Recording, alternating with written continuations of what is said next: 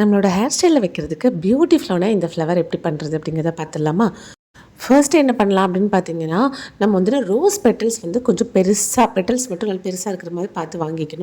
So petals எல்லாம் separate பண்ணிவிட்டு அதை வந்து ஒன் பை ஒன்னாக ஒரு 3 லேயர்ஸாக வந்து வச்சுக்கிறோம். வச்சுட்டு அதுக்குள்ளே வந்துட்டு சின்ன சைஸாக ஜிப்ஸி வந்து நம்ம எடுத்து வைக்க போகிறோம். ஜிப்ஸியை வந்துட்டு கொஞ்சம் சின்ன சின்னதாக கட் பண்ணி வச்சுக்கோங்க. அதோட ஸ்டெம் வந்து வெளியே தெரிகிற மாதிரியே இருக்கட்டும்.